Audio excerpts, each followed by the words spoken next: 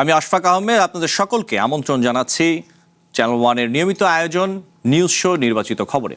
আজ দিনভর যে প্রধান খবর আলোচনার খোরাক জুগিয়েছে, যে খবরগুলো ভীষণ রকম জনগুরুত্বপূর্ণ, তেমন কিছু নির্বাচিত খবর ও খবরের নির্মোহ বিশ্লেষণ নিয়ে আমাদের আয়োজন। আর আজ আলোচনার পুরো সময় জুড়ে আমাদের সাথে স্টুডিওতে আছেন জ্যেষ্ঠ সাংবাদিক আকবর হোসেন। আপনাকে ধন্যবাদ আজকে যুক্ত হওয়ার জন্য। এবং আমাদের সাথে আরও যুক্ত আছেন ঢাকা বিশ্ববিদ্যালয়ের শিক্ষক মোহাম্মদ সাইফুল আলম চৌধুরী। আপনাকেও স্বাগত জানাচ্ছি আজকের আয়োজনে যুক্ত হওয়ার জন্য। এছাড়া এই আলোচনায় নানান সময় একাধিক অতিথি যোগ দেবেন আমাদের সাথে, জানাবেন তাদের মতামত আর বিশ্লেষণ। আজ প্রধান নির্বাচিত খবর হিসেবে যে বিষয়টি আমরা বেছে নিয়েছি, সেখানে বলা হচ্ছে কক্সবাজার জেলা ও দায়রা জজ আদালত প্রাঙ্গণে স্থানীয় এক বিএনপি নেতাকে লক্ষ্য করে প্রকাশ্যে গুলি চালিয়েছে দুর্বৃত্তরা। লিয়াকত আলী শিকদার নামে ওই বিএনপি নেতা প্রাণে বেঁচে গেলেও আহত হয়েছেন তার কয়েকজন সহযোগী। এ ঘটনায় আতঙ্ক ছড়িয়ে পড়েছে পুরো আদালত চত্বরে। দিক বিদিক ছুটোছুটি শুরু করেন এবং আইনজীবী ও আদালতে আসা বিচার প্রার্থীরা। এখন পর্যন্ত একজন সন্দেহভাজনকে আটক করেছে পুলিশ, বাকিদের ধরতে অভিযান চলছে। আমরা একটি প্রতিবেদন দেখে আসি। প্রকাশ্যে গুলি, এমন দৃশ্য সাধারণত সিনেমার পর্দায় দেখা যায়, কিন্তু এবার সেই দৃশ্যই দেখা গেল কক্সবাজার আদালত প্রাঙ্গণে। ঘটনা রবিবার সকালের একটি মামলায় হাজিরা দিতে আদালতে যান ঝিলংজা ইউনিয়নের বিএনপির সাধারণ সম্পাদক লিয়াকত আলী শিকদার। এ সময় তার সঙ্গে ছিলেন বেশ কয়েকজন সহযোগী। হঠাৎ তাকে লক্ষ্য করে গুলি, আহত হন বেশ কয়েকজন। প্রাণ বাঁচাতে আদালতের ভেতরে ছুটে যান লিয়াকত আলী শিকদার। মুহূর্তেই আতঙ্ক ছড়িয়ে পড়ে পুরো আদালত চত্বরে। দুই পক্ষের গোলাগুলি চলতেছে, ওরা দুইটা করছে গুলি, ওরা দুইটা করছে গুলি। তারপরে হঠাৎ একজনকে ধরে নিয়ে গেছে, উনি গুলি করতে, উনি নাকি এখানে লিয়াকত মেম্বার বলে। দুইজন তো গুলি করছে, একজন চেয়ারা দেখলে দেখবো ওরা এখানের বাসিন্দা না, এখানের লোক না। আর 4-5 জন ওরা সহযোগিতা, একজন উকিল পিছনে ছিল আর দুইজন ওইখানে পিছনে ছিল। দুইজন লোক গুলিবিদ্ধ হয়েছে, রক্তাক্ত অবস্থায় দেখছি। একজন লোক দৌড়ে এখানে ভিতরে ঢুকে গেছে। ওই ভিতরে ঢুকে যে ছেলেটি খুব হালকা পাতলা ছেলে, তাকে থানায় হেঁচড়া করে গাড়িতে তুলে নিয়ে গেছে। যেখানে গাড়িতে তুলছে সেখানেও একজন তাদেরও লোক একজন গুলিবিদ্ধ, অর্থাৎ দুই পক্ষের মধ্যে গুলিবিদ্ধ হয়েছে। ঘটনার পরপরই অভিযান চালিয়ে একজনকে আটক করেছে পুলিশ। উদ্ধার করা হয় বিদেশি পিস্তল ও গুলি। পুলিশ বলছে জড়িতদের গ্রেপ্তারে অভিযান চলছে। জজকোর্টের পিছনে গেটে নিরিবিলি জায়গায় তাদেরকে পেয়ে ওই যে লিয়াকত মেম্বারকে হত্যার উদ্দেশ্যে তাকে গুলি করে। জিয়াল হক নামে একজনকে পালানোর সময় লোকজন তাকে আটক করে গণপিটুনি দিয়ে পুলিশে সোপর্দ করে। আমাদের কার্যক্রম অব্যাহত আছে, চেকপোস্ট বসানো হয়েছে। এই ব্যাপারে আশা করি আমরা অচিরেই এই দুষ্কৃতিকারীদের আইনের আওতায় আনতে সম্মত হব। আদালত প্রাঙ্গণে প্রকাশ্যে গুলির ঘটনায় উদ্বেগ সৃষ্টি হয়েছে সাধারণ মানুষের মধ্যে। আদালত এলাকায় মোতায়েন করা হয়েছে অতিরিক্ত পুলিশ ও র্যাব। One national desk.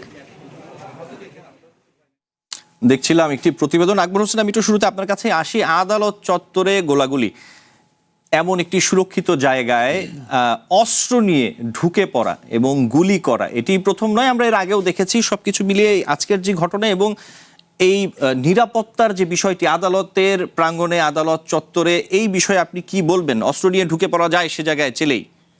আপনি প্রথমে যেটা বলে যে সুরক্ষিত আদালত চত্বর, বাংলাদেশের কিন্তু আসলে যেগুলো জেলা, দায়রা জজ বা নিম্ন আদালত যেগুলো আছে, এগুলো কিন্তু মোটেও সুরক্ষিত কোনো জায়গা না।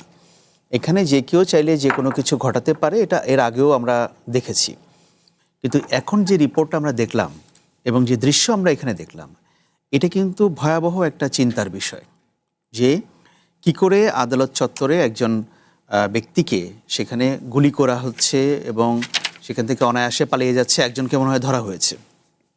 এটা একটা বিগার ইমপ্লিকেশন আছে। ইমপ্লিকেশনটা হচ্ছে যে আমি ব্যাপারটাকে দেশের বর্তমান আইনশৃঙ্খলা যে পরিস্থিতি, সেটার আলোকে দেখতে চাই।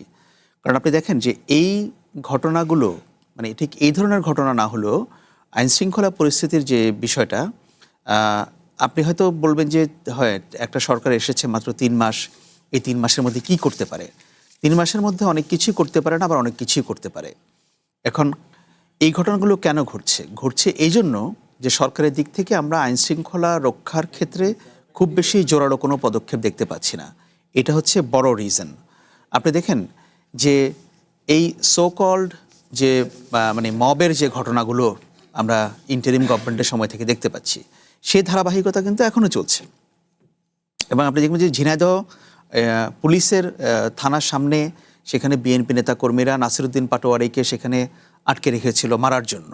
সেখানেও আমরা অস্ত্র দেখেছি। সেখানে অস্ত্র দেখা যাচ্ছে। প্রথম আলো রিপোর্ট করেছে যে তো এই ব্যাপারটা হচ্ছে কি যে আমার কাছে যেটা মনে হয় যে আসলে স্বরাষ্ট্রমন্ত্রী তারই তো আইনশৃঙ্খলা রক্ষার দায়িত্বটা তো তার উপরে বর্তায়। এখন উনি আইনশৃঙ্খলা রক্ষার ব্যাপারটা নিয়ে কতটা সিরিয়াস এইটা আমি ঠিক এখনো বুঝে উঠতে পারি নাই। হয়তো তিনি সিরিয়াস, কিন্তু সেটা দৃশ্যমান না। কিন্তু আমরা যারা বিষয়টাকে বাইরের দিক থেকে দেখছি সাধারণ মানুষ হিসেবে, আমাদের কাছে এগুলো কিন্তু একটা উদ্বেগের জায়গা হিসেবে রয়ে গেছে। যদি আদালত চত্বরে ধরেন এটা তো একজন হাজিরা দিতে এসেছে, তার সঙ্গে এই ঘটনা ঘটলো, আপনি চিন্তা করেন যে এই ঘটনা যারা আদালতে বিচার কার্য পরিচালনা করেন, লয়ার মানে জাজ এবং লয়ার যারা আছেন, তাদের উপর এটা কি ইম্প্যাক্ট পড়বে। এখন যারা জাজ আছেন তারা তো ফ্রিলি তারা কাজ করতে পারবেন বলে আমার মনে হয় না, কারণ তাদের মনের মধ্যে কিন্তু একটা ভয় ঢুকবে যে এই ধরনের ঘটনা আদালতে ঢুকে গুলি করা হলো, এরপর যদি আমি কোনো রায় দেই, আমি কোনো বিচার কাজ পরিচালনা করি সুষ্ঠুভাবে নিরপেক্ষভাবে, আমার উপর আবার আকবর হোসেন, আপনি যেটি বলছেন শুরুতে যে এই বিষয়টি আসলে একদম সুরক্ষিত যে শব্দটি আমি ব্যবহার করেছিলাম সেটি ইচ্ছা করে ব্যবহার করেছি যে আদালত চত্বরও সুরক্ষিত নয়। আদালতও যদি সুরক্ষিত না হয় তাহলে সুরক্ষা কোথায় পাবে আসলে মানুষ, সেটি আসলে প্রশ্ন। আমি আসবো এই জায়গাটাতে। আবার আমাদের সাথে যুক্ত আছেন মোহাম্মদ আব্দুল কাইয়ুম, সাবেক আইজিপি বাংলাদেশ পুলিশ। আমি একটু তার সাথে কথা বলতে চাই। নিশ্চয়ই আমাদের সাথে যুক্ত আছেন আব্দুল কাইয়ুম। ধন্যবাদ যুক্ত হওয়ার জন্য, সময় দেওয়ার জন্য। নিশ্চয়ই আমাকে শুনতে পাচ্ছেন স্পষ্টভাবে। আব্দুল কাইয়ুম, যেই ঘটনাটি নিয়ে আমরা কথা বলছিলাম যে কক্সবাজার জেলা ও দায়রা জজ আদালত প্রাঙ্গণে স্থানীয় এক বিএনপি নেতাকে লক্ষ্য করে প্রকাশ্যে গুলি চালানো হয়েছে, এবং এই সুরক্ষিত এলাকা আমরা বলতে চাই, অথবা সুরক্ষার যে বিষয়টি রয়েছে, আদালত চত্বরেও কি আসলে সুরক্ষা নেই? এই বিষয়টি এবং এই ঘটনাটি সম্পর্কে যদি আপনি একটু ছোট করে আপনার পর্যবেক্ষণ বলতেন, পরবর্তী প্রশ্নে আমি যেতাম।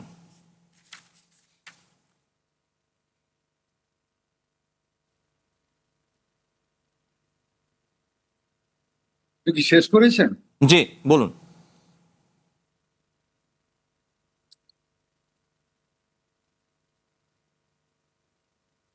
শুনতে পাচ্ছেন আপনি? জি আব্দুল কাইয়ুম, আপনি শুনতে পাচ্ছেন আমাকে? হ্যাঁ, আমি শুনতে পেয়েছি। আপনি শেষ করেছেন তো না? জি জি, আমি শেষ করেছি, আপনি বলুন। জি, যে ঘটনা আমরা শুনলাম, তো এটা তো ডেফিনেটলি এটা উদ্বেগজনক একটা ঘটনা। তো তবে আমি বলতে চাই যে একটা ঘটনা দিয়েই সার্বিক ল অ্যান্ড অর্ডার বিবেচনা করা ঠিক না। ল অ্যান্ড অর্ডার ভালনারেবল আছে। আমরা এত বড় একটা নির্বাচন হয়ে গেল, সুন্দর একটা নির্বাচন হয়ে গেল, আমরা আশা করেছিলাম যে ল অ্যান্ড অর্ডারটা যথেষ্ট উন্নতি হবে, পুলিশ সক্ষমতা ফিরে পেয়েছে, পুলিশ তো একটা ভঙ্গুর অবস্থায় ছিল, তারা ঘুরে দাঁড়িয়েছে, এটি আমাদের বিশ্বাস ছিল। এখনো সে বিশ্বাসই রাখতে চাই। একটা সিঙ্গেল ঘটনা দিয়ে বা কয়েকটা ঘটনা দিয়ে আমরা এখনো বিচার করতে চাই না। তো বিষয়টা হলো যে একটা বিরাট পরিবর্তন হয়েছে। 1.5 যুগ মানুষ কথা বলতে পারে নাই, ভয় ভীতিতে ছিল। তো একটা ভীতিকর পরিবেশ ছিল। সেই অবস্থা থেকে গণতান্ত্রিক উত্তরণ হলো। আমরা স্বভাবতই আশা করেছিলাম যে দেশে স্বস্তি আসবে, শান্তি আসবে, কিন্তু আমরা লক্ষ্য করছি যে এই পট পরিবর্তনের পর আমরা যেন একটু বেশি স্বাধীনতা পেয়ে গিয়েছি, একটু বেশি স্বাধীনতা পেয়ে গিয়েছি। আমরা উগ্রবাদীদের উৎফলন দেখতে পাচ্ছি কথাবার্তায়, চাল চলনে। তো এর থেকে এবং আমরা আবার চাচ্ছি যে মানবিক পুলিশ হবে, আমরা সংযতভাবে পুলিশ বাহিনী। আব্দুল কাইয়ুম, আমি একটু একটা প্রশ্ন রাখতে চাই আপনার কাছে। জি, আমি একটি প্রশ্ন রাখতে চাই আপনার কাছে। জি, 5 অগস্ট পরবর্তী যে অস্ত্রগুলো লুট হয়েছে বিভিন্ন থানার থেকে, আইন শৃঙ্খলা বাহিনীর কাছ থেকে, এর একটি বড় অংশ এখনো পর্যন্ত উদ্ধার হয়নি, এবং জনমনে বলেন অথবা জি বড় রকমের একটি আশঙ্কা রয়েছে যে এই অস্ত্রগুলো কিন্তু আসলে বিভিন্ন সময় বিভিন্ন জায়গায় কিন্তু এগুলো ব্যবহার হতে পারে। তো এই বিষয়ে অন্তর্বর্তীকালীন সময়ের সরকারের সময় আমরা নানা রকমের আশ্বাস শুনেছি, তাদের পক্ষ থেকে বলা হয়েছে কিছু উদ্ধার করাও হয়েছে, কিন্তু এখনো বড় একটি অংশ আসলে উদ্ধার করা হয়নি। এই সরকারের পক্ষ থেকে কি আসলে তৎপরতা দেখছেন, যথেষ্ট তৎপরতা দেখছেন এই অস্ত্রগুলো উদ্ধারের ব্যাপারে? এটা তো অত্যন্ত দুশ্চিন্তার কথা যে 1.5 বছর হয়ে গেল, 1.5 বছরের অধিক কাল হয়ে গেল, এতগুলো অস্ত্র চলে গিয়েছিল 2014 মাঝামাঝি গণঅভ্যুত্থানের সময় থানা থেকে অস্ত্রগুলো চলে গেল। অধিকাংশ অস্ত্রই এখন পর্যন্ত উদ্ধার হয় নাই। এটা কিন্তু দুশ্চিন্তার কারণ। এখন আমাদেরকে নির্বাচন শেষ হয়ে গেছে, এখন আমাদের মনে হয় সরকারের অধিক মনোনিবেশ করতে হবে যে আইন শৃঙ্খলা কিভাবে দৃঢ়ভাবে আরো বলবৎ করা যায়, আইন শৃঙ্খলার উন্নতি সাধন করা যায়। এই জন্য আমার মনে হয় তাদেরকে এবং এই যে অস্ত্রগুলা যেগুলা পাওয়া যায়নি, খোয়া গিয়েছে, সে অস্ত্রগুলো উদ্ধারের জন্য বিশেষ পরিকল্পনা গ্রহণ করা দরকার। এই জন্য সারাশি অভিযান, সম্মিলিত অভিযান, যেটাই বলি না কেন, আমাদের ল এনফোর্সমেন্টে যারা যারা নিযুক্ত আছেন সবাই একযোগে যদি কাজ করা যায়, গোয়েন্দা তথ্য সংগ্রহ করে এদিকে আরো বেশি মনোনিবেশ করতে হবে বলে আমি মনে করি। তো আমি এখনো আশা রাখতে চাই যে জিনিসটা সবচেয়ে যে অতীতের যে শত্রুতা গুলা ছিল, আমার মনে হয় রাজনৈতিক শত্রুতা, সামাজিক শত্রুতা, বিভিন্ন, এখন একটা গণতান্ত্রিক পরিবেশে আমরা যেখানে আশা করেছিলাম যে সবাই সংযত আচরণ করবে, সেখানে আমরা উল্টোটা দেখতে পাচ্ছি। আব্দুল কাইয়ুম, জি আপনাকে ধন্যবাদ। আমরা নিশ্চয়ই পরবর্তীতে আবারও আপনার সাথে কথা বলার চেষ্টা করব।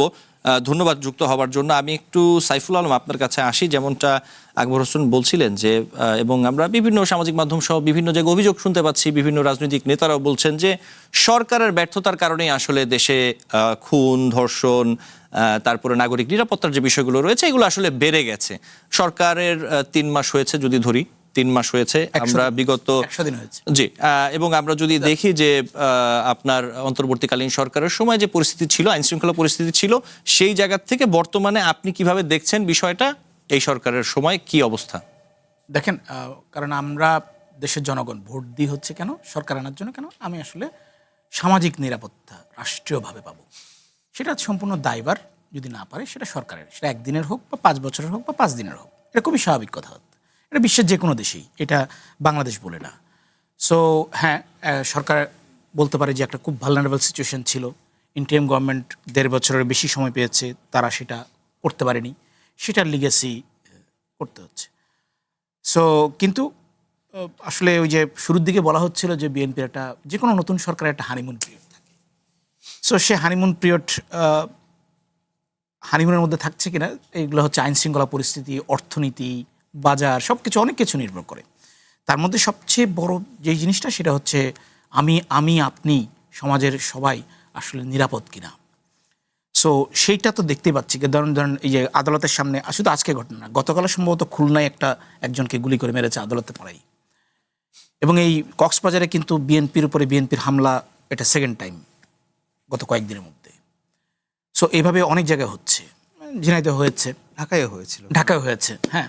সো কম বেশি চট্টগ্রামে হয়েছে, চট্টগ্রামে কয়েক দফা হয়েছে, চট্টগ্রামটা মোটামুটি একটু ইয়ার মধ্যে আসছে। সো চট্টগ্রামের রাউজান বা রাঙ্গুনি এগুলো তো বেশ কয়েকবার উত্তাল হয়েছে। সো এখানে একটা হচ্ছে তাদের নিজেদের মধ্যে অন্তদ্বন্দ্ব, আবার হচ্ছে অন্যান্য পলিটিক্যাল, আবার অনেকগুলো আছে কিন্তু সন্ত্রাসী কার্যক্রম একেবারেই, হ্যাঁ এটাও সন্ত্রাসী কার্যক্রম, কিন্তু অন্তর্দ্বন্দ্ব না আর কি, গ্রুপিং না। সো যেটা আমি মনে করি যে সেটা হচ্ছে আসলে আপনি যদি সামাজিক নিরাপত্তা চান, কারণ কাইম ভাইয়ের সাথে অনেকদিন পরে দেখা হলো, আমরা যখন ক্রাইম রিপোর্টার ছিলাম তখন উনি আইজিপি ছিলেন। সো উনার একটা কথায় আমি একটু বিনয়ের সাথে ডিফার করি, সেটা হচ্ছে পুলিশ ঘুরে দাঁড়িয়েছে। পুলিশ ঘুরে দাঁড়ালে আসলে উনি যখন ছিলেন বা ওনারা যখন ছিলেন, ইভেন যে কোনো সময়ই প্রোঅ্যাক্টিভ পুলিশিং করতে হয়। আপনি রিঅ্যাক্টিভ পুলিশিং দিয়ে ঘটনা ঘটার পর পুলিশ যে ধরবে, এই রিঅ্যাক্টিভ পুলিশিং দিয়ে সমাজে শান্তি শৃঙ্খলা আনতে পারবেন না। প্রোঅ্যাক্টিভ পুলিশিং দিয়ে আপনাকে সমাজে শান্তি শৃঙ্খলা আনতে হবে। আপনি ক্রিমিনালরা কী করতে যাচ্ছে সেটা আগে থেকে আপনাকে গোয়েন্দা তৎপরতা হোক বা যেভাবে হোক আপনাকে সেটা করতে হবে। কিন্তু আপনি দেখবেন ইন্টারিমের ঘটনার আমলের কথা বাদই দিলাম, বর্তমান সরকার আসার পরেও পুলিশের উপর অনেকগুলো হামলা হয়েছে। জি। সো এই হামলাগুলোর পরে আপনি যদি বলেন যে পুলিশ ঘুরে দাঁড়িয়েছে, এবং হামলা হওয়ার পরে মামলা হচ্ছে না, হামলা হওয়ার পরে অ্যারেস্টও করা যাচ্ছে না। হ্যাঁ, এমনিতেই পুলিশের কাছে তো স্মৃতি আছেই, সেটা যেভাবেই হোক। সো ফলে সে এখন প্রোঅ্যাক্টিভ পুলিশিং না, সে পুলিশিংটাই ভুলে গেছে। তার যেটুকু উপর থেকে অর্ডার না আসে, প্রাগৈতিহাসিক আমল থেকে বাংলাদেশের পুলিশ, আমি বলি যে রাজনৈতিক পাগলা ঘোড়া। তো রাজনৈতিকভাবে যতটুকু অর্ডার না আসে ততটুকু পর্যন্ত সে দায় বাঁচায় চলে। হ্যাঁ, আপনি ফলে এই পরিস্থিতিতে আপনি আশা করতে পারেন না যে শান্তি শৃঙ্খলা বা আইন শৃঙ্খলা পরিস্থিতি আপনি একেবারে সহনীয় পর্যায়ে থাকবে। জি, এই জায়গা থেকে আমি একটু সাইফুল আলম আকবর হোসেনের কাছে আসতে চাই। এই 100 দিনে আসলে প্রত্যাশা এবং পাওয়ার জায়গা সেটি তো আছেই। যদি বলি যে অন্তর্বর্তী সরকারের সময় যদি আমরা দেখি সবশেষ যে আইন শৃঙ্খলা পরিস্থিতি সেইখান থেকে কি আসলে ভালোর দিকে যাচ্ছে, আপনি কি দেখতে পাচ্ছেন, অথবা মনে হচ্ছে না একই রকম আছে অথবা আরো খারাপ হচ্ছে? একই সেটার কন্টিনিউয়েশন, ওটা ধারাবাহিকতা চলছে। আমি একটা পরিসংখ্যান দিই যে সেপ্টেম্বর 2024 অর্থাৎ গণ অভ্যুত্থান হওয়ার পর থেকে সেপ্টেম্বর 2025 এই 1 বছরে বাংলাদেশের রাজনৈতিক সহিংসতায় 160 জন নিহত হয়েছে, শুধু এগুলো পলিটিক্যাল ভায়োলেন্স। এর মধ্যে এই 160 জনের মধ্যে বিএনপির দলীয় কোন্দলে নিহত হয়েছে 85 আর নির্বাচন পরবর্তী যা হলো সেটা তো পরের, ওই পরিসংখ্যান এখানে নেই। এখন আমি যে জিনিসটা বলতে চাই যে কাইয়ুম সাহেব তো এখানে আছেন, উনি তো বিএনপি সরকারের সময় এর আগে পুলিশের মহাপরিদর্শক ছিলেন, আইজিপি ছিলেন। উনি মনে থাকবে, ওনার আমাদেরও মনে আছে, আমরাও সাংবাদিকতা করেছি, অধ্যাপক সাইফুল আলম চৌধুরীও ওনার মনে থাকবে যে এখনকার যে পরিস্থিতি এটা যেদিকে যাচ্ছে এটা সেই 2001 সালে বিএনপি সরকার গঠন করার পরে যে পরিস্থিতি ছিল সেটার ইঙ্গিত বহন, অপারেশন ক্লিন হার্টের আগে, হ্যাঁ সেটার ইঙ্গিত বহন করছে। আমি বলছি না যে ঠিক সেই পরিস্থিতি, বাট যা ঘটছে এটা ইন্ডিকেট করে যে পরিস্থিতি সেদিকে যাচ্ছে। আর এখানে এটার একটা বিগার একটা পলিটিক্যাল কনটেক্সটও আছে। দেখেন, বিএনপি এখন সরকার গঠন করেছে একটা হিউজ মেজরিটি পেয়ে। যে কোনো সরকারের জন্য বাংলাদেশের প্রেক্ষাপটে বিএনপির জন্য এটা আরও বেশি প্রযোজ্য যে তার অপোনেন্ট কিন্তু অপোজিশন না। মানে আমি বিএনপির সামনে কোনো বড় ধরনের রাজনৈতিক চ্যালেঞ্জ আমি দেখি না। বিএনপির মেইন অপোজিশন হচ্ছে, মানে সরকারের মেইন অপোজিশন হচ্ছে তার দলীয় কর্মীরা, এবং বিএনপিকে এই চ্যালেঞ্জটা ফেস করতে হবে। এটা থামছে না। তো এটা যদি না থামে, আপনার ওই অপোজিশন আন্দোলন করা বা অন্য কোনো কিছু, সেগুলোর কোনো কিছুই প্রয়োজন হবে না। আর এখন যেই ল অ্যান্ড অর্ডার সিচুয়েশন, অধ্যাপক সাইফুল আলম চৌধুরী একটা বললেন যে পুলিশের উপরে হামলা হয়েছে, এবং কয়েকদিন আগে সিলেটে একজন র্যাব সদস্যকে ছুরিকাঘাতে সে নিহত হয়েছেন মাদক কভার করতে গিয়ে। সো বিষয়টা হচ্ছে এই যে পরিস্থিতি, এই পরিস্থিতিটাকে নর্মালভাবে এটাকে এখন আর ডিল করা যাবে বলে আমার মনে হচ্ছে না। আমার ধারণা বা আমি মনে করি যেখানে একটা স্পেশাল ড্রাইভের প্রয়োজন আছে। হ্যাঁ, এখন সেই স্পেশাল ড্রাইভটা কি সেটা বললে অনেকের মনে একটা আতঙ্ক তৈরি হয়, এটা কি আবার অপারেশন ক্লিন হার্ট টাইপের কিছু হবে কিনা। It's not like operation clean heart, but একটা স্ট্রং একটা ড্রাইভের প্রয়োজন আছে। আপনার এই ফিল্ড লেভেলে এই সো কল্ড দলীয় কর্মী এদেরকে আপনার থামাতে হবে। এটাকে যদি আপনি থামাতে না পারেন, এগুলো একটু ভেরি অমিনাস সাইন। এখন সেটা বললে হয়তো অনেকে বলবেন যে হ্যাঁ সরকারের সমালোচনা করছেন, 3 মাস হলো এখনও, সেরকম কিছু না। ব্যাপারটা 3 মাস বা 3 দিনের বা 3 বছরের ব্যাপার না। যে জিনিস আপনি 3 মাস 4 মাসে করতে পারবেন না, স্পেশালি ল অ্যান্ড অর্ডার, এখানে বাংলাদেশের মতো দেশে বহু সমস্যা থাকবে। কেউই এক্সপেক্ট করে না যে এই সমস্যাগুলো একটা সরকার আসবে, একটা সরকার যে প্রতিশ্রুতি দিবে সে তার হয়তো 50% বাস্তবায়ন করতে পারবে। সেটা বাস্তবায়ন করলে আমরা মোর অর লেস ধরে নেই যে সরকারের একটা আগ্রহ ছিল বা করতে পেরেছে। কারণ যে জিনিসটা তারা কখনোই কম্প্রোমাইজড হতে পারবে না সেটা হচ্ছে ল অ্যান্ড অর্ডার। এই ক্ষেত্রে মানুষ বিন্দুমাত্র ছাড় দিবে না। এখন সেইটা সরকার কি করে এটাকে ডিল করবে এটা তারাই বলতে পারে। যদিও আমরা দেখতে পাচ্ছি যে র্যাবের মতো একটা ফোর্স এখন কার্যত নিষ্ক্রিয় হয়ে বসে আছে after US sanction.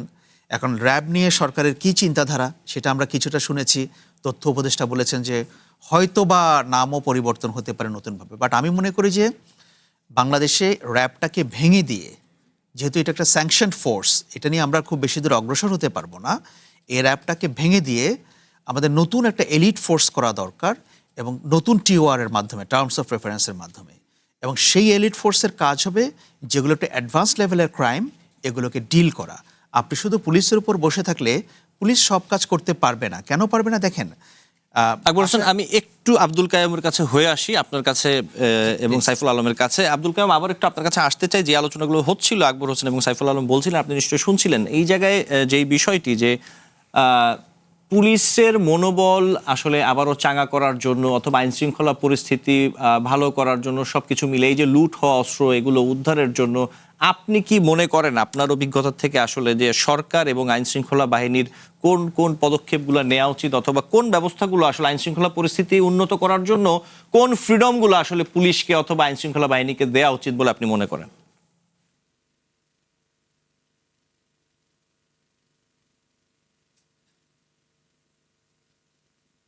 Abdul Qayyum আমাকে শুনতে পেয়েছেন আশা করি।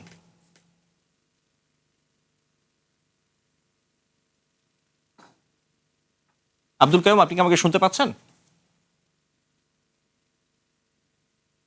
সম্ভবত আব্দুল কাইয়ুম শুনতে পাচ্ছেন না। আচ্ছা, আমরা পরবর্তীতে আবার যাওয়ার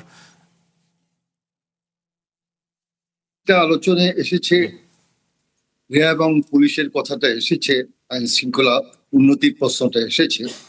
এখানে আমি আমার সহযোগী আলোচকের সঙ্গে একটু দ্বিমত করছি। পুলিশের কাজ পুলিশকেই করতে হবে। ডেফিনেটলি আমাদের দেশে এলিট ফোর্সও দরকার আছে। সেটা র্যাব থাকবে কি থাকবে না সরকার সিদ্ধান্ত নেবে, বিভিন্ন সকল স্টেক হোল্ডারদের সঙ্গে আলাপ আলোচনা করে। ইউএস স্যাংশন রয়েছে, সে শুধু নাম পরিবর্তন হবে তা তো না। ব্যাপারটা হলো যে এলিট ফোর্স করতে গেলে তার পৃথক একটা আইন করতে হবে, যা আগে ছিল না। তার কর্মপরিধি কি হবে, হ্যাঁ, চার্টার অফ ডিউটিস কি হবে, সে কি করতে পারবে কি করতে পারবে না, তার অ্যাকাউন্টেবিলিটি কি হবে, হ্যাঁ, তার কাছে সে দায়বদ্ধ থাকবে, কমান্ড কন্ট্রোল কি হবে, সমস্ত বিষয় সবার সঙ্গে আলাপ আলোচনা করে এটা করা ভালো বলে আমি মনে করি। আর পুলিশের যেটা কাজ, পুলিশ তো বেসিক আইন শৃঙ্খলা রক্ষার মূল দায়িত্ব পুলিশের। পুলিশ কাকে নিয়ে করবে? পুলিশ জনগণকে নিয়ে করবে, জনগণের সাপোর্ট নিয়ে করবে। এখন একটা কথা ভালো বলেছেন যে ঠিক আছে, 2001-এ বিএনপি যখন বিপুল বিজয় নিয়ে ক্ষমতা এসেছিল, সেই সময়ের সঙ্গে এই সময়টা তুলনা করা হয়েছে। আমি একবারে দ্বিমত করব না। বিএনপি যখন এই ক্ষমতায় আসে এবং বিপুল ভোটে ক্ষমতায় আসে, তারপরে দেখা যায় যে এইরকম একটা সিচুয়েশন উদ্ভব হয়। এবারও কিছুটা লক্ষণ আমরা দেখছি। তা আমার মনে হয় যে পুলিশ তো আমাদের এখন স্টেবল হয়েছে বলে আমার মনে হয় না। এখনো তাদের সেই কনফিডেন্স লেভেল, হ্যাঁ, এখনো তাদেরকে কম্প্রোমাইজ করে চলতে হচ্ছে বলে আমার কাছে মনে হচ্ছে। আর মানুষের মনে একটা বিরাট অভ্যুত্থান হয়ে গেছে পুলিশের এত লো ইমেজ। এর প্রেক্ষিতে পুলিশের যে গ্রহণযোগ্যতা, সেটা এখনো তারা পাবলিকের কাছে সেই রকম সমাদৃত এখনো হচ্ছে না। এর থেকে তাদের উত্তরণ করতে হবে, তাদের পাবলিক রিলেশনকে আরো উন্নত করতে হবে, হ্যাঁ, তাদেরকে বিভিন্ন পদক্ষেপ গ্রহণ করতে হবে যে কি করে জনগণের আস্থা ফিরে পাওয়া যায়। জনগণের আস্থা ছাড়া, ভালোবাসা ছাড়া এটা সম্ভব না। আর দ্বিতীয় কথা যেটা আমরা লক্ষ্য করছি যে অবিডিয়েন্স অফ ল একবারে লো লেভেল, একেবারে লো লেভেল। আমরা মাঝে মধ্যে মব দেখতে পাচ্ছি। আব্দুল কাইয়ুম, আপনাকে অনেক ধন্যবাদ। আমাদের হাতে সময় আজকে কম, নিশ্চয়ই অন্য কোনো দিন আপনার সাথে আবারও কথা হবে। ভালো থাকবেন, ধন্যবাদ যুক্ত হবার জন্য। আমি একটু সাইফুল্লাহ আপনার কাছে আসি। যে বিষয়টি শুরু করেছিলাম সেই জায়গাতে একটু যাই। সেটি হচ্ছে যে আদালতে নিরাপত্তার জায়গায় এই যে সুরক্ষার যে বিষয়টি, আদালতের বাকিগুলো বাদ দিলাম, আদালতে নিরাপত্তা দেওয়ার জায়গাতেও কি আইন শৃঙ্খলা বাহিনীর অথবা প্রশাসনের অথবা সরকারের পক্ষ থেকে গাফিলতি দেখেন? এই ধরনের ঘটনা যে প্রায় আমরা দেখতে পাচ্ছি বিভিন্ন সময়। না, একটা যদি বিচ্ছিন্ন ঘটনা হতো তাহলে ঠিক আছে, আদালতে হ্যাঁ সন্ত্রাসীরা টার্গেট করেছে, এটা সুপারি দিয়েছে বা এটা কিলিং, টার্গেট কিলিং, সেটা ঠিক আছে। কিন্তু ঘটনার কিন্তু পরম্পরা আছে, বেশ কয়েকটা জায়গায় ঘটছে। তো সেজন্যই কিন্তু আকবরের সাথে আমি একমত যে আসলে ল অ্যান্ড অর্ডার সিচুয়েশন আপনার সহনীয় পর্যায়ে নেই। এবং এটা একদিন আদালত পাড়ায় হবে, একদিন শিক্ষা প্রতিষ্ঠানে হবে, একদিন অন্যখানে হবে, সেটা আমরা দেখতে পাচ্ছি। নাকি আমরা এটা ভেবে সান্ত্বনা দিব যে হোয়াইট হাউসে আজকে বন্দুক নিয়ে অস্ত্রধারী হামলা করেছে, তাহলে যদি আমেরিকার হোয়াইট হাউসে হতে পারে তাহলে বাংলাদেশেও মনে হয় না। ওই আপনার ক্রিমিনাল অফেন্স আর টেরোরিজমের জিনিস, ওইটা দুইটা ভিন্ন জিনিস আর কি। আমরা ওই জায়গাটা গেলে আবার অন্যরকম হয়ে যাবে। হ্যাঁ, সেটা যদি আমাদের প্রাইম মিনিস্টার বা রাষ্ট্রপতির ভবনে এই ধরনের অ্যাটাক হয় তাহলে দ্যাট ইজ ডিফারেন্ট কেস, ওইটা একেবারে ডিফারেন্ট কেস, ওটা ওরকম। সো কিন্তু এইগুলা কিন্তু আপনার মানে law and order situation control করার, তো ওইটা আসলে ওই যে এলিট ফোর্সের কথা বললেন না, এলিট ফোর্সের কাজ। কিন্তু আমরা দেখছি যে পুলিশ বা আইনশৃঙ্খলা পরিস্থিতি মূল, হ্যাঁ কাইয়ুম ভাই ঠিকই বলেছেন, এটা নিঃসন্দেহে আপনি আসলে র্যাব, সেনাবাহিনী এগুলো দিয়ে আপনি করতে পারবেন না। কিন্তু সে অবস্থায় ফিরে যাই, এখানে কিন্তু আশঙ্কার কথা হচ্ছে ধরেন একটা অস্ত্র আমরা দেখেছি, সেই অস্ত্রগুলো আমি আমার যতটুকু ক্রাইম রিপোর্টিং করার অভিজ্ঞতা আছে, এটা আসলে থানার অস্ত্র না, মানে থানার নয়।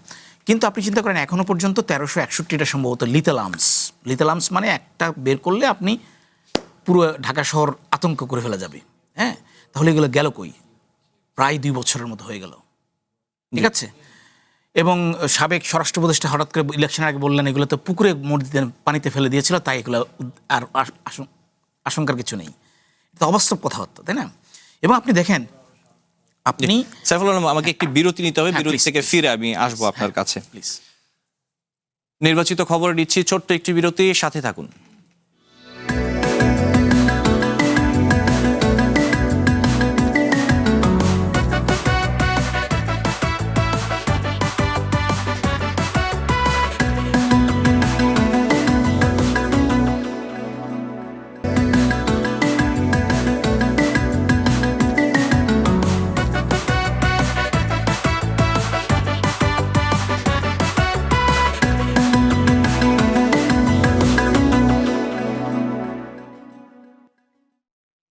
আবারও আমন্ত্রণ নির্বাচিত খবরে।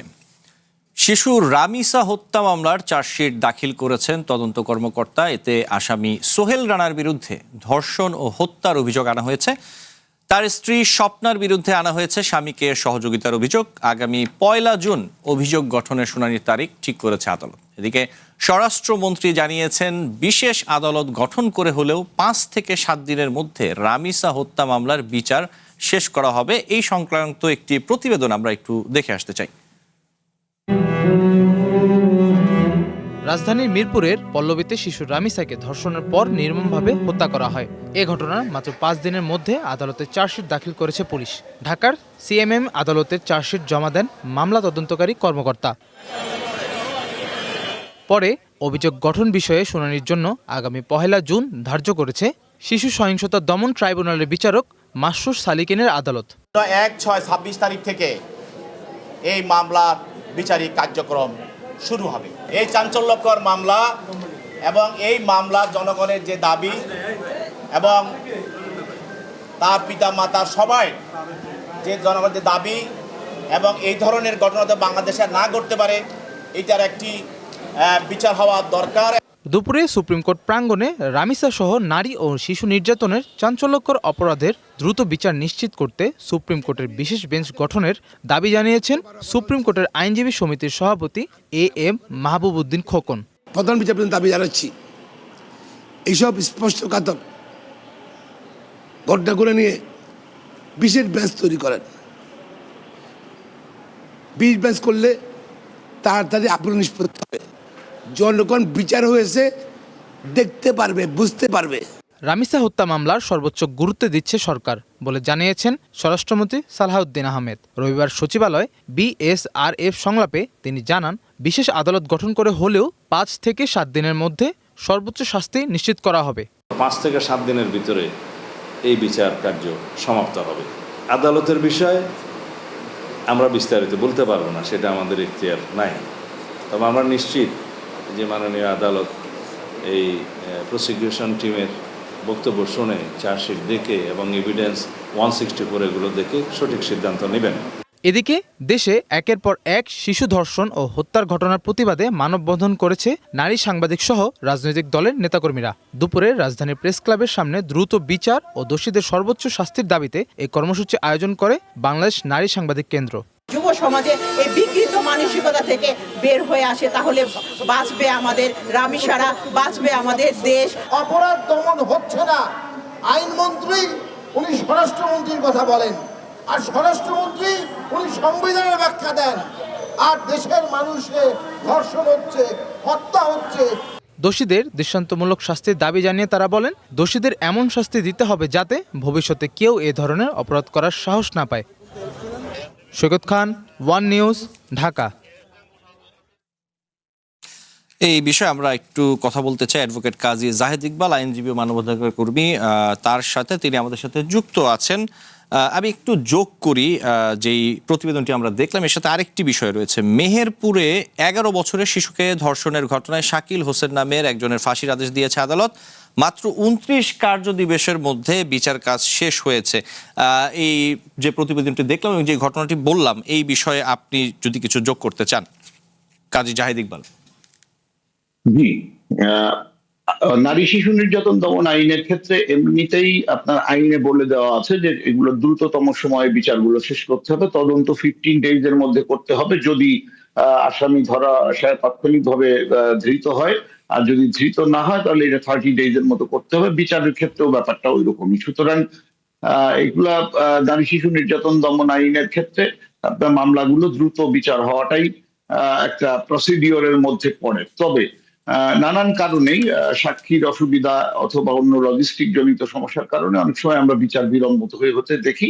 কিন্তু এটা সৌভাগ্য যে আমরা আজকে যেটি শুনলাম যে যে একটা 11 বছরের শিশুর ক্ষেত্রে বিচারটি 1 মাসের কম সময়ে হয়েছে। আমরা আশা করি যে এই রামিসার ক্ষেত্রেও ব্যাপারটি ওই রকমই হবে এবং আইন মানলে বিচার দ্রুততার বা প্রসিডিওরাল যে ব্যাপারগুলো নারী শিশু নির্যাতন দমন আইন 2000 উল্লেখ করা আছে যে প্রসিডিওর মানলে বিচার দ্রুতই হওয়ার কথা। জি, মেহেরপুরের যে ঘটনাটি বলছিলাম যে 29 কার্য দিবসে বিচার কাজ শেষ হয়েছে, সেখানে আসামি পক্ষের যে আইনজীবী মারুফ আহমেদ তিনি বলছেন যে তারা এই রায়ের বিরুদ্ধে উচ্চ আদালতে আপিল করবেন এবং যেটি হয় আপনি যেমনটা বলছিলেন যে দ্রুত সময়ের মধ্যে এই বিচার কাজটি সম্পন্ন করা উচিত অথবা তাই করার নিয়ম রয়েছে কিছু ক্ষেত্রে। এক্ষেত্রে তো বিচার কাজ দীর্ঘায়িত হওয়ার সম্ভাবনা আসলে কতটা দেখছেন আপনি উচ্চ আদালতে আপিল করলে? দেখেন, উচ্চ আদালতে আপিলটা হতেই হবে। সেটার কারণ হলো আপনার যে কোনো মৃত্যুদণ্ড যদি দেওয়া হয় লোয়ার কোর্ট থেকে, সেটা যে মামলাতেই হোক, এটা কনফার্মেশনের জন্য হাইকোর্টে আসতে হবে। এটা লিগাল প্রসিডিওর। আপনি যদি আমাদের সিআরপিসি 374 ধারা পড়েন অথবা নারী শিশু নির্যাতন দমন আইনের সেকশন 29 এর সবগুলোতেই বলে দেওয়া আছে যে কোনো মৃত্যুদণ্ড যদি দেওয়া হয়, সর্বোচ্চ পানিশমেন্ট যেটা, সেই ধরনের ক্ষেত্রে এটা চূড়ান্ত অনুমোদনের জন্য হাইকোর্টে আসতে হবে এবং হাইকোর্ট চূড়ান্ত অনুমোদন দিলে এটা কার্যকর হবে। ফলে যদি আসামি পক্ষ আপিল নাও করেন তাহলেও এটা রাষ্ট্রের জন্য একটা বাধ্যবাধকতা যে তারা উইদিন 7 days আপিলের সময় যেটা, সেটা মধ্যে আপনার এটা হাইকোর্টে এই কমিউনিটি দিনের মধ্যে কমিউনিকেট করবেন। 7 days টাইম আছে আপনার এই আপিল করার জন্য এবং সেটা রাষ্ট্রকেই করতে হবে অনুমোদনের জন্য, যেটাকে আমরা ডেথ রেফারেন্স বলি। এরকম একটা নাম্বার পড়বে এবং হাইকোর্টে এটা অনুমোদনের জন্য পেশ করা হবে। আর একই সঙ্গে যারা অভিযুক্ত আছেন তারা যদি আপিল করেন তাহলে সেটা সেপারেট আপিল হবে এবং সেই আপিলটা এই ডেথ রেফারেন্সের সঙ্গে একসঙ্গে শুনানি হবে। জি, কাজী জাহিদ ইকবাল, আমি নিশ্চয়ই আপনার কাছে আবারও আসবো, আমাদের সাথে যুক্ত থাকবেন। আমি একটু চলে যেতে চাই, আমাদের যে আরো দুজন আলোচক আছেন স্টুডিওতে। আমি একটু আকবর হোসেন আপনার কাছে আসি। এই যে ধর্ষণ অথবা হত্যা মামলার আমরা যে দেখি বিচার কাজে বিভিন্ন সময় দীর্ঘসূত্রিতা বছরের পর বছর ঘুরতে থাকে, এই ব্যাপারে কি বলবেন? ইকবাল সাহেব একটা কথা ঠিকই বলেছেন যে দেখুন, আইনে বাংলাদেশে এটা দ্রুততম সময়ের মধ্যে হওয়ার কথা, যে নারী এবং শিশু নির্যাতন প্রতিরোধ আইন যেটা, ধর্ষণ মামলার এটা তো মানে একটা ডিফারেন্ট কেস, মানে এটা কিন্তু তারপরে এটা দ্রুততম সময়ের মধ্যে হওয়ার কথা। সম্প্রতি সুপ্রিম কোর্ট এবং ব্র্যাক একটা যৌথ গবেষণা করেছে। সেই যৌথ গবেষণায় তারা যে রেজাল্ট দিয়েছে সেখানে তারা বলছে যে শুধু নারী এবং শিশু নির্যাতন যে মামলা, এখানে সাজার হার হচ্ছে অনলি 3%, সাজার হার মাত্র 3% এবং খালাস হয়ে যায় 70%-এর বেশি। এবং আইন অনুযায়ী বলা আছে এটা 180 দিনের মধ্যে শেষ করতে হবে, বা মানে এটা হচ্ছে আইন 6 মাস, কিন্তু এক একটা মামলা শেষ হতে পরে প্রায় 3.5 বছর 4 বছর সময় লাগে। এবং সুপ্রিম কোর্ট এবং ব্র্যাক তারা যে জরিপটা গবেষণাটা করেছে সেখানে তারা বলেছে যে এটার কিছু কারণ আছে। কেন? কারণ হচ্ছে যে যারা অভিযোগ করেন তারা অনেক সময় ঠিকমতো অভিযোগটা যে তদন্ত হয় সে তদন্তে এনাফ এভিডেন্স থাকে না, ফরেন্সিক এভিডেন্সের অভাব, সাক্ষীর অনুপস্থিতি, দুর্বল সাক্ষী মানে সাক্ষীদেরকে প্রোটেকশন দেওয়ার মতো যথেষ্ট ব্যবস্থা নাই, এইসব কারণে হয় কি, এবং বারবার সময় প্রার্থনা করা, এইসব কারণে এটা দীর্ঘায়িত হতে থাকে। এবং দীর্ঘায়িত হলে হয় কি, তখন ন্যায় বিচার পাওয়ার যে সুযোগ এটা ধীরে ধীরে ধীরে ধীরে কমে আসতে থাকে। এক পর্যায়ে আপনি দেখবেন যে সাক্ষীরাও আদালতে ঠিকমতো যাচ্ছেন না, তারা উপস্থিত হচ্ছে না। তখন বিচারকের সামনে কি করার আছে? উনি তো আইন দেখে, বিচার দেখে, প্রমাণ দেখে উনি রায় দিবেন, উনি তো নিজে থেকে প্রমাণ জোগাড় করতে পারবেন না বা করবেন না। সো এই ব্যাপারগুলো এখন সেই গবেষণায় বলা হয়েছে যে শুধু সময় কমিয়ে আনার কথা বললেই হবে না, সময় কমিয়ে আনার কথা বললেই কম সময়ে বিচার করা যাবে না। এটার জন্য যেটা করতে হবে, এই যে সমস্যাগুলোর কথা বলা হচ্ছে এগুলোকে অ্যাড্রেস করতে হবে। তো এখন আমি কয়েকদিন আগে যেটা দেখলাম যে এই যে আজকে কিছুক্ষণ আগে স্বরাষ্ট্রমন্ত্রী একটা শট আপনারা বাজিয়েছেন, জি, তো উনি বলেন যে আদালত নিশ্চয়ই ন্যায় বিচার নিশ্চিত করবে, সেটা ঠিক আছে। বাট অনেক সময় যেটা হয় কি, আমাদের রাষ্ট্রের শীর্ষ পর্যায়ে বা বিভিন্ন পর্যায় থেকে যে নানা কথাবার্তাগুলো হয়, এটাও বিচার ব্যবস্থাকে এটা প্রভাবিত করে। যেমন আমি প্রধানমন্ত্রী তারেক রহমান উনি একটা কথা বলেছেন যে রামিসা হত্যাকারীদের সর্বোচ্চ শাস্তি মৃত্যুদণ্ড 1 মাসের মধ্যে নিশ্চিত করা হবে।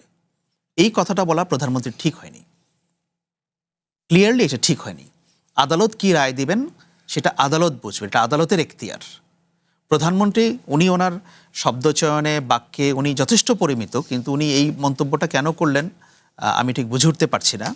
আদালত, সরকার বা প্রসিকিউশন বা যাদের এই যে পুলিশ, তাদের কাজটা হচ্ছে আদালতের কাছে প্রপার এভিডেন্সগুলো তুলে ধরা, কিন্তু আদালত আমি কি রায় হতে পারে সেটা আমি অনুমান করতে পারবো না। এই জায়গাটাতেই আমি একটু আপনার কাছে আসতে চাই। যেমনটা আপনি বলছেন, আমরা যেটি দেখতে পাচ্ছি যে বিভিন্ন রাজনৈতিক ব্যক্তিত্ব থেকে শুরু করে বিভিন্ন শ্রেণী পেশার মানুষ, বিশেষ করে সামাজিক মাধ্যমে এখন এগুলো বেশি চোখে পড়ে, তারা অনেকেই এই যে শিশু ধর্ষণ এবং হত্যার বিচারের ক্ষেত্রে যে গতানুগতিক আইন দেশে রয়েছে, যে বিচার ব্যবস্থা অথবা প্রক্রিয়া রয়েছে, সেইখানে তারা আসলে নানান মানুষ নানানভাবে অন্যভাবে বিচার চাচ্ছেন, তারা তাদের মনোভাব প্রকাশ করছেন। হ্যাঁ, আমি একটি উদাহরণ যদি একটু দেই, সেটা হচ্ছে অন্তর্বর্তী সরকারের আইন উপদেষ্টা অধ্যাপক ডক্টর আসিফ নজরুল তার ভেরিফাইড ফেসবুকে একটি স্ট্যাটাস দিয়েছেন। সেখানে শিরোনামে লিখেছেন বেত্রাঘাত, ফাঁসি আর দ্রুত বিচার।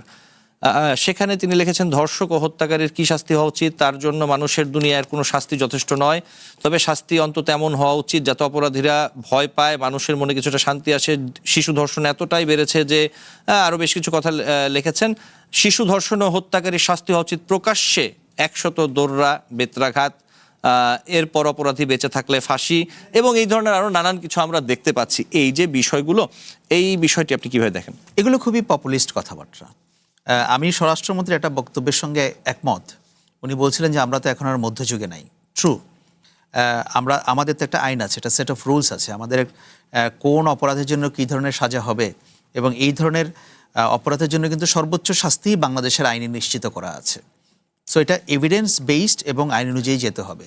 এই যে প্রকাশ্যে দৌড়া মারবো বা প্রকাশ্যে পাথর নিক্ষেপ করব, এই ধরনের মধ্যযুগীয় কথাবার্তা, এগুলো হচ্ছে আমার ধারণা যে ফেসবুকে একটা পপুলিস্ট কথাবার্তা লিখে মানুষের মনোযোগ আকর্ষণ করা। মানুষ হয়তো খুব সহজে এটাতে একমত পোষণ করবে, কিন্তু আমি মনে করি না যে যারা কিন্তু লিগ্যাল এক্সপার্ট। কিছুদিন আগেও তো তিনি রাষ্ট্রের দায়িত্বে ছিলেন, তিনি একজন সাবেক এখন আইনের শিক্ষক। হ্যাঁ, এখন আইনের শিক্ষক। জি, তো সেটা আমি বলছি যে মানে আমরা সবাই চাই যে সর্বোচ্চ শাস্তি হোক, হতেই হবে, এবং এটা যে এভিডেন্স আছে এটা এমনিতেই হবে, ফরেন্সিক এভিডেন্স সব কিছু মিলে এটা এমনিতেই হবে। সো সেইখানে আবার ওই যে মধ্যযুগীয় ব্যবস্থা ফিরিয়ে এনে সেটাকে একটা জনসমর্থন বা একটা পপুলিস্ট কথাবার্তা বলে সেটার মোড়ক দেওয়া, এটা উচিত না। এটা কারো ক্ষেত্রে উচিত না, সেটা প্রধানমন্ত্রীর ক্ষেত্রে উচিত না, সাবেক কোনো উপদেষ্টার ক্ষেত্রে উচিত না, কোনো নাগরিকের ক্ষেত্রে উচিত না। উই অল এক্সপেক্ট যে এটা ন্যায় বিচার হবে এবং দ্রুততম সময়ের মধ্যেই হবে। আমি একটু ছোট করে সাইফুল আলম আপনার কাছে আসতে চাই একই বিষয় নিয়ে। দেখেন, এটা তো ফৌজদারি অপরাধ, যে কোনো ফৌজদারি অপরাধে এখানে আইনজীবী আছেন, একটা নিয়ম হচ্ছে যে আপনি একজন অপরাধীকে শাস্তি দেওয়াচ্ছে একজন নিরাপরাধ ব্যক্তি যাতে শাস্তি না পায়, সেটার জন্য কিন্তু কিছু প্রিন্সিপাল আছে। হ্যাঁ, যে আপনার 100% প্রুফ লাগবে, এটা দেওয়ানি আদালত না যে এখানে 51% গেলেই আমি তার পক্ষে রায় দিতে পারবো। সো হ্যাঁ, আমরা কিছু কিছু পপুলিস্ট ধারণার কারণে, দেখেন ওনার আইন উপদেষ্টা যখন আইন উপদেষ্টা ছিলেন তখন কিন্তু আসিয়ার ঘটনাটা ঘটেছিল, মনে আছে আপনার? জি, তখন কিন্তু এই সমস্ত কথা উনি তখন বলেননি। হ্যাঁ, সো আপনার ফলে অপরাধ প্রমাণের জন্য যথেষ্ট সময়, যেমন ধরেন এখান থেকে আমি ধরলাম এটা 7 দিনের মধ্যে কেন 3 দিনের মধ্যেই চলে গেল রায় হয়ে, হাইকোর্টে গেল, হাইকোর্টের কাছে দেখলো, হাইকোর্ট দেখলো যে না, এটা আসলে ওয়েল প্রুফ না, তখন কি হবে? তখন হাইকোর্ট যদি এই তখন ধরেন এখান থেকে ফাঁসি দিয়ে দিল কথা মতো, কারণ অলরেডি পপুলিস্ট ধারণা হয়ে গেছে এটাকে ফাঁসি দিতেই হবে। ঠিক আছে, এখানে পিওরলি এমনি মার্ডার দেখলেই ফাঁসি হয়ে যায়, ঠিক আছে, যে জঘন্য হত্যাকাণ্ড করেছে। কিন্তু ধরেন এইখানে হাইকোর্ট দেখলো আপনার যে সমস্ত কথা মানে প্রমাণাদি আসছে, সেখানে এ দুজনের বাইরেও আর অনেকে আছে এর চার্জশিটে ছিল না, অথবা এই দুজনের মধ্যে, আমি হাইপোথেটিক্যালি বলছি বোঝার জন্য ঘটনাটা, এমন না যে এরা জড়িত না, তা না। কিন্তু আপনি মানে যথেষ্ট সময় না পাওয়ার কারণে জি। আপনি 1 সপ্তাহের মধ্যে দিয়ে দিবেন, 3 দিনের মধ্যে দিয়ে দিবেন, এইটা তো আসলে যিনি তদন্ত কর্মকর্তা উনি বলতে পারবেন। আপনি ফরেন্সিক এভিডেন্স লাগবে, আপনি কি বলে যে সাক্ষী লাগবে। সাইফুল আলম, আমি আপনার কাছেই ফিরবো, আমাকে বিরতিতে যেতে হবে। তার আগে আমি একটু যেতে চাই কাজী জাহেদ ইকবালের কাছে। আপনি আইনজীবী, পাশাপাশি একজন মানবাধিকার কর্মী। যেই বিষয়গুলো আমরা আলোচনা করছিলাম, যা বলছিলেন যে বাংলাদেশের প্রচলিত যে ফৌজদারি আইন, সেখানে কোনো অপরাধের শাস্তি হিসেবে বেত্রাঘাত, চাবুক মারার বিধান নেই। বাংলাদেশের সংবিধানের 35-এর 5 অনুচ্ছেদ অনুযায়ী কোনো নাগরিককে নিষ্ঠুর, অমানবিক ও লাঞ্ছনাকর দণ্ড দেওয়া যাবে না। এই বিষয়ে কি বলবেন? আমরা দেখতে পাচ্ছি যে নানা শ্রেণী পেশার মানুষ তারা নানাভাবে আসলে বিচার চাইছেন এই ঘটনাগুলোর। জি, দেখেন, নানাভাবে পপুলিস্ট কথাবার্তা বলা হচ্ছে, শরিয়া আইন ইত্যাদি। এখন কেউই খেয়াল করছেন না যে বাংলাদেশের আইনটা আসলে কিভাবে ফাংশন করে। এবং খুবই আনফরচুনেটলি দায়িত্বশীল লোকদেরও কেউ কেউ এইরকম ধরনের কথাবার্তা বলছেন। এমনকি আমাদের সাবেক আইন উপদেষ্টাও এরকম কথা বলেছেন। তো এটা খুবই একটা অসুবিধাজনক পরিস্থিতি। তার কারণ হলো এটাতে ফলে বিচার প্রভাবিত হওয়ার আশঙ্কা থাকে। সেটা আমাদেরকে মনে রাখা দরকার যে একটা বিচার যখন অনুষ্ঠিত হবে কোর্টে, তখন এটা কিন্তু উভয় পক্ষের জন্যই ন্যায় বিচার হতে হবে। আপনি খেয়াল করে দেখবেন যে সরকারকে আজকে একজন আইনজীবী দিতে হয়েছে স্টেট ডিফেন্স হিসাবে আসামির জন্য। এটার কারণ হলো আপনার বাংলাদেশের আইন অনুসারে কোনো ব্যক্তিকে যেখানে ক্যাপিটাল পানিশমেন্টের ইস্যু আছে সেখানে আপনি মানে ডিফেন্সলেস অবস্থায় বিচার করতে পারবেন না। এখন ঢাকা বারের সিদ্ধান্ত নিয়েছেন তারা কোনো আইনজীবী এই আসামির পক্ষে দিবেন না বা দাঁড়াবেন না। এইরকম একটা পরিস্থিতিতে সরকারকে নিজেই একটা আইনজীবী আসামির জন্য সিলেক্ট করতে হয়েছে। আজকে এটা করেছেন তারা। তার মানে হলো যে আপনি পপুলিস্ট বিষয়গুলোর উপর যদি নির্ভর করেন, আইনের উপর নির্ভর না করে, কারণ এটা তার কনস্টিটিউশনাল রাইট আসামিরও যে তাকে প্রপারলি ডিফেন্স নিতে দিতে হবে, তার পছন্দের আইনজীবীকে নিতে দিতে হবে ইত্যাদি। কিন্তু আমরা এই জায়গাগুলো থেকে যদি সরে যাই, এটা ব্যাড ইনস্ট্যান্স তৈরি হবে ভবিষ্যতের জন্য। আমার মত হলো যে আইনে যেভাবে আছে যথাযথভাবে সেভাবেই বিচার হওয়া উচিত। সাফিসিয়েন্ট ডকুমেন্টস এতে যথোপযুক্ত শাস্তি হওয়ার সুযোগ আছে। সুতরাং কেন আইনের ব্যত্যয় ঘটানোর মতো কথাবার্তা আমরা বলবো? সুতরাং আমার সাজেশন হলো যে আইনকে তার নিজের গতিতে চলতে দেন, ডিজায়ার্ড ফলই পাওয়া যাবে। জি, কাজী জাহেদ ইকবাল, আপনাকে অনেককে ধন্যবাদ আজকে যুক্ত হওয়ার জন্য এবং সময় দেওয়ার জন্য। আমাকে একটি বিরতি নিতে হবে, বিরতি থেকে ফিরে আপনাদের কাছে আমি আবারও আসবো। নির্বাচিত খবরে আরো একটি বিরতি, ফিরছি একটু পরে।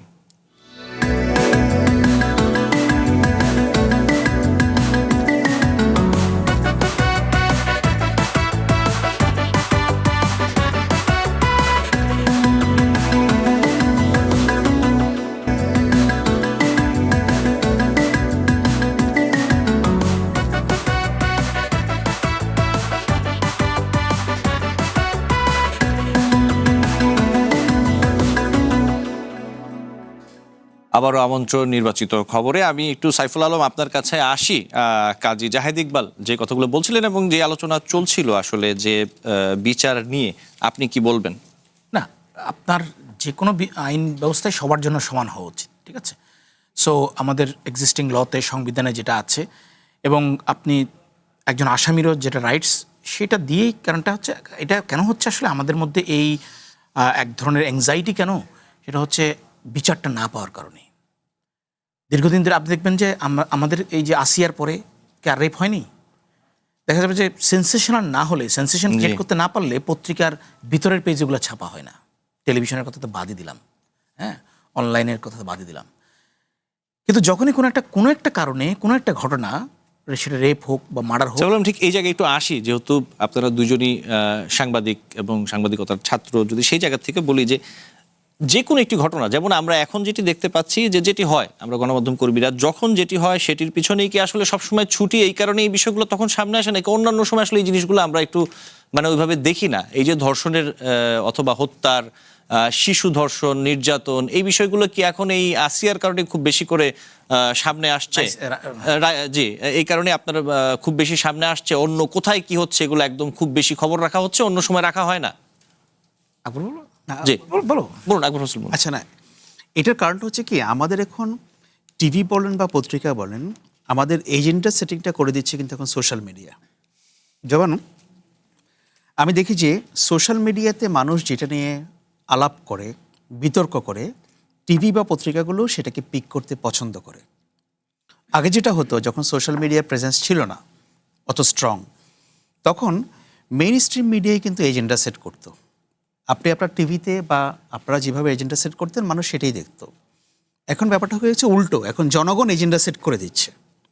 সো যখন একটা ঘটনা নিয়ে লোকে অনেকভাবে কথা বলছে, আপনি একটা মেইন স্ট্রিম মিডিয়ায় কাজ করে আপনি সেটাকে ইগনোর করতে পারবেন না। সেটাকে যদি আপনি না করেন, তখন আপনার উপরে ব্লেম দেওয়া হবে যে আপনি সেটাকে গুরুত্ব দিচ্ছেন না, জনগণ যা চায় সেটাকে গুরুত্ব দিচ্ছেন না। জি, আপনি বলুন, আমি এদিকে যাই, আমরা একটু অনলাইন দেখতে যাব। এটা একটা ডেঞ্জার আছে। এটা একটা ডেঞ্জার হচ্ছে যে গণমাধ্যমের এজেন্ডা তখন সাধারণ মানুষ দ্বারা নিয়ন্ত্রিত হয়ে পড়ে, পপুলিস্টের। আমি বলবো না যে সেটাকে আপনি ইগনোর করবেন, তা না। যেহেতু আমরা একটা ডিজিটাল এরায় বসবাস করি, সোশ্যাল মিডিয়াতে মানুষ কী ধরনের মতামত প্রয়োগ করছে বা কী ধরনের কথা বলছে, ওগুলো সাংবাদিক হিসেবে আমাদের অবশ্যই দায়িত্ব। যেমন আমরা বলি যে ট্রেন্ডিং স্টোরিজ, যেগুলো নিয়ে মানুষ কথা বলছে, সেটা আমরা অবশ্যই করব। কিন্তু যদি আমাদের সব কিছুতে আমাদের এডিটোরিয়াল এজেন্ডা এটা সোশ্যাল মিডিয়ার দ্বারা নির্ধারিত হয়ে যায়, বিপদটা ওখানেই। এবং আপনি দেখবেন যে আমরা হয়তো, আপনি যদি কন্টেন্ট অ্যানালিসিস করে দেখেন যে পত্রপত্রিকাগুলোর বা টিভিগুলোরও, টিভিতে হয়তো কম হয়, কিন্তু পত্রিকাতে যদি আপনি দেখেন যে ক্রাইম নিউজ কিন্তু হরহামেশাই থাকছে। অধ্যাপক সাইফুল আলম চৌধুরী একসময় খুব নামকরা একজন ক্রাইম রিপোর্টার ছিলেন। উনি জানেন যে উনি অবশ্যই ইনভেস্টিগেটিভ রিপোর্ট বেশি করতেন, বাট স্টিল ঘটনা কিন্তু আপনি পত্রিকার একদম প্রথম পাতা থেকে শুরু করে 20-এর পাতা পর্যন্ত নানাভাবে বিভিন্ন ক্রাইম নিউজগুলো আসছে, কিন্তু সেগুলো নিয়ে খুব একটা আলোচনা হচ্ছে না। আমরা একটা জিনিস দেখছি, পরক্ষণে ভুলে যাচ্ছি। এই ঘটনাগুলো সামনে আসছে এই জন্য বিকজ এটাতে সোশ্যাল মিডিয়াতে আলোচনাটা হচ্ছে বেশি। সো মূলধারার মিডিয়া যে ব্যাপারটাকে একেবারে ইগনোর করে যাচ্ছে, এটা কিন্তু ওইরকমও না। মূলধারার মিডিয়া তার মতো করে কাজ করছে, কিন্তু মানুষ হয়তো সব ইস্যুকে তারা পিক করছে না। যেমন রামিসার ঘটনাটা কেন এটা হ্যাঁ খুবই একটা বিভৎস ঘটনা, তাতে কোনো সন্দেহ নাই। আর এটা আরও বেশি তৈরি হয়েছে কেন জানেন? এটা হচ্ছে আমাদের আরবান মিডল ক্লাস এই ঘটনাটার সঙ্গে রিলেট করতে পারছে। সে যখন পত্রিকায় ছবিটা দেখছে, ওই মেয়েটা দেখতে তার মেয়ের মতোই, ওই মেয়েটার চেহারা, অভিব্যক্তি সবকিছু দেখে মনে হয় যে তো আমার সন্তান। জি, হ্যাঁ, যার কারণে সে অনেক বেশি এটার মধ্যে এঙ্গেজড হয়ে যাচ্ছে। একই বিষয়টা যদি গ্রামে হতো, একজন দরিদ্র পরিবারে আরো অনেক রিমোটলি হতো, তখন সে হয়তো ব্যাপারটাকে আর একটু কম রিলেট করতে পারে। আকবর হোসেন, আমাকে একটু আমরা যাব একটু অনলাইন পোর্টালগুলোতে একটু দেখতে যাব যে আসলে কি নিউজগুলো লিড করা হচ্ছে, কোন নিউজগুলো আছে। ইউক্রেন ইস্যু, ইসলামী ব্যাংকে নতুন চেয়ারম্যান নিয়োগ, প্রথম আলোতে আমরা দেখতে পাচ্ছি। বিআরটিসির বাস ও অ্যাম্বুলেন্স কোনোটিরই ফিটনেস সনদ হালনাগাদ ছিল না, এই বিষয়ে আমরা আলোচনা করেছি বিভিন্ন বাসের ফিটনেস নিয়ে। এছাড়া আমেরিকা ইরান সমঝোতা, এইগুলো কিছু বিষয় রয়েছে। পল্লবীতে নৃশংস শিশু হত্যা, 2 আসামির বিরুদ্ধে অভিযোগপত্র, অভিযোগ গঠনের শুনানি 1।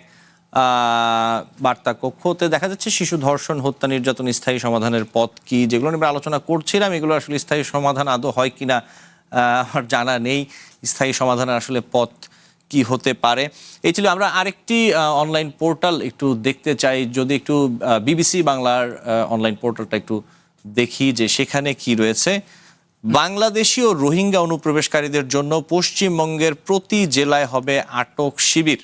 আচ্ছা, হোল্ডিং সেন্টার, ওরা বলে হোল্ডিং সেন্টার। হ্যাঁ, এটা নিয়ে আমরা কথা বলবো। সীমান্ত নিয়ে অল্প করে আলোচনা করতে চাই, আমাদের হাতে সময় কম। রামিসা হত্যা মামলায় অভিযোগপত্র জমা, শুনানি 1 জুন, যেমনটা আমরা আলোচনা করছিলাম। রামিসার হত্যা ইস্যুতে সিরিয়াল কিলার রসু খার ঘটনা কেন সামনে আসছে নিশ্চয়ই দেখেছেন বিভৎসতার জন্য সোশ্যাল প্ল্যাটফর্মগুলোতে, এ নিয়ে বেশ। এবং আরেকটি আলোচনা যেটি আমরা করছিলাম যে হোয়াইট হাউসের বাইরে গুলি, সন্দেহভাজন নিহত, এইরকম অনেকগুলো বিষয় রয়েছে। আরেকটি পোর্টাল আমরা একটু দেখি, জি, যুগান্তর। ঈদের ছুটিতেও রাত 10টা পর্যন্ত ব্যাংক খোলা থাকবে যেসব এলাকায়। এরপর ইসলামী ব্যাংকের নতুন চেয়ারম্যান নিয়োগ আমরা দেখতে পেয়েছি। অনলাইন অফলাইনে সক্রিয় জাল নোট চক্রের মৌসুমি কারবারি, ঈদকে সামনে রেখে তারা ব্যবসায় নেমেছেন, যেমনটা বিভিন্ন সময় আমরা দেখে থাকি। এই ছিল কিছু শিরোনাম। আমরা একটু ছোট্ট করে আলোচনা করি সীমান্ত পরিস্থিতি, খুব বেশি আসলে সময় নেই হাতে। সীমান্ত পরিস্থিতি কি দেখছেন? পশ্চিমবঙ্গে বিজেপি ক্ষমতায় এসেছে, শুভেন্দু অধিকারী আসার পরেই তিনি বলেছেন যে কাঁটাতারের বেড়া দিবেন বাংলাদেশ এবং পাকিস্তান সীমান্তে, জমিও তিনি বিএসএফ কে দিয়ে দিচ্ছেন। এবং আমরা সোশ্যাল মিডিয়াতেও কিছু ভিডিও দেখেছি, অথবা জমি উনি 2টা ক্যাটাগরিতে দিয়েছেন। একটা হচ্ছে সীমান্তে কাঁটাতারের বেড়া দেওয়ার জন্য, অর্থাৎ তাদের যে আধুনিক এবং শুধু কাঁটাতারে বেড়া না, ওখানে আধুনিক বেড়া হবে, ফেন্সিং হবে, এটা অটো মানে ডিজিটালাইজড হবে এবং সেখানে ড্রোন থাকবে। সো এবং ইন্ডিয়া একটা নতুন ধরনের ড্রোন বেঙ্গালুরুতে তাদের ফ্যাক্টরিতে উৎপন্ন করতে যাচ্ছে, সেটা যদি হয় তাহলে একটা আতঙ্কের বিষয় আছে।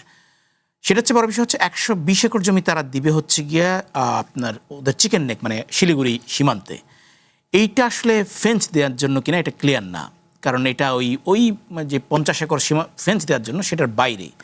তাহলে এটা কেন সেটা আসলে ওকে, হ্যাঁ আপনি বলতে পারেন, ওরাও বলতে পারে যে ওদের সীমান্তে ওদের মধ্যে ওরা যাই করবে সেটা তাদেরই বিষয়। সো সেই হিসেবে এবং নোম্যান্স ল্যান্ডে হস্তক্ষেপ না করলে। আমি ছোট্ট করে একটু আকবর হোসেনের কাছে যেতে চাই, আমাদের হাতে সময় একদম কম। আকবর হোসেন 1 মিনিট যদি সীমান্ত নিয়ে বলতেন। দেখুন, মানে ইন্ডিয়ার যে সিকিউরিটি ফেন্স যেটাকে তারা বলছে, এটা দেখে আমার কাছে মনে হচ্ছে যে ভারত কি এটা নতুন বার্লিন ওয়ালের মতো করে একটা বার্লিন ওয়াল তৈরি করছে কিনা। বার্লিন ওয়াল কতটা ডেঞ্জারাস ছিল সেটা তো আপনারা জানেন, ইতিহাস ঘাটলে দেখা যাবে। এবং সেই বার্লিন ওয়ালের পতন কিভাবে হয়েছিল সেটাও জানেন। ব্যাপার হচ্ছে যে ভারত ঠিক আছে, তার নিজের নিরাপত্তা তারা নিজেরা চাইবে, কিন্তু একটা তার প্রতিবেশী দেশগুলোকে একটা হস্টাইল করে, এইটা মনে হয় ভারতের যে অ্যাটিটিউড, এতে করে সম্পর্কের উন্নতি কতটা হবে এইটা নিয়ে আমার সবসময় সংশয় বা সন্দেহ থাকে। আকবর হোসেন অনেক ধন্যবাদ, এবং সাইফুল আলম চৌধুরী আপনাকে আন্তরিকভাবে ধন্যবাদ জানাচ্ছি। আমাদের সময় আজকে শেষ, নিশ্চয়ই অন্যদিন কথা হবে। শেষ করছি আজকের নির্বাচিত খবর। আমাদের ফলো করুন ফেসবুক পেজ আর ইউটিউব চ্যানেলে। এতক্ষণ সাথে থাকার জন্য ধন্যবাদ।